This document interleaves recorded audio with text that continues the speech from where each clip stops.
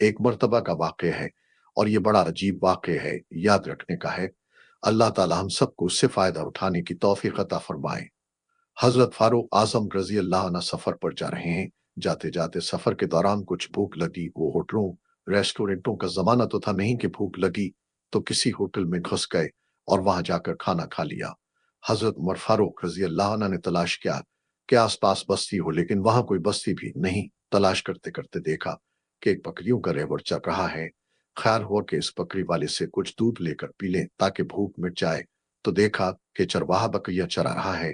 اس سے جا کر کہا کہ میں مسافر ہوں اور مجھے بھوک لگی ہے، مجھے ایک بکری کا دودھ نکال دو تو میں پی لوں، اور اس کی جو قیمت تم چاہو وہ میں تم کو ادا کر دوں۔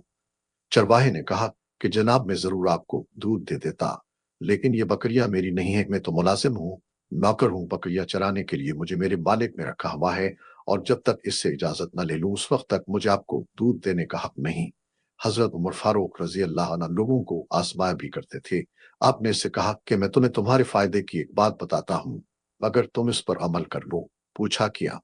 آپ نے فرمایا ایسا کرو کہ ان بکریوں میں سے ایک بکری میرے ہاتھ بیچ دو، پیسے میں تمہیں ابھی دیتا ہوں، میرا فائدہ تو یہ ہوگا کہ مجھے دودھ مل جائے گا، ضرورت ہوگی تو میں اسے کاٹ کر گوشت بھی کھا لوں گا، اور پھر مالک جب تو سے پوچھے ایک بکری کہاں گئی تو کہہ دینا کہ بھیڑیا کھا گیا اور اس کی وجہ سے وہ تباہ ہو گئی، اور بھیڑیا تو بکریوں کو کھاتا ہی رہتا ہے، کہاں مالک تمہاری تحقیق کرتا پھرے گا۔ بھیڑیے نے کھایا یا نہیں کھایا، تم ان پیسوں کو اپنی جیب میں رکھ کر ان کو اپنی ضروریات میں استعمال کرنا، ایسا کر لو، اس میں تمہارا بھی فائدہ میرا بھی فائدہ۔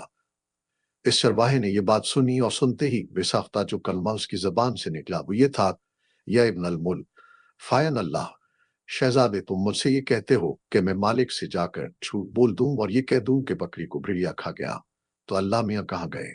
اللہ تعالیٰ کہاں ہے؟ میرا مالک مجھے نہیں دیکھ رہا ہے، لیکن مالک کا مالک مالک الملک تو دیکھ رہا ہے، اس کے پاس جا کر میں کیا جواب دوں گا؟ مالک کو تو خاموش کر سکتا ہوں، لیکن مالک کے مالک کو کیسے خاموش کروں گا؟ فاروق اعظم رضی اللہ عنہ نے فرمایا کہ جب تک تو جیسے انسان امت کے اندر موجود ہیں، اس وقت تک اس امت پر کوئی فساد نہیں آ سکتا۔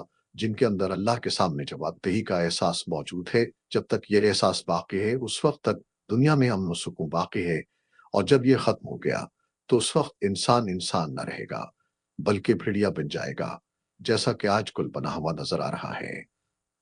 انسان انسان نہیں درندہ بنا ہوا ہے، دوسرے کی بوٹیاں نوچنے کی فکر میں ہے، دوسرے کی کھال اتارنے کی فکر میں ہے، دوسرے کا خون پینے کی فکر میں ہے، صرف اس دنیا کے کچھ فائدے حاصل کرنے کے لیے کہ اس کے کچھ فائدے حاصل ہو جائیں۔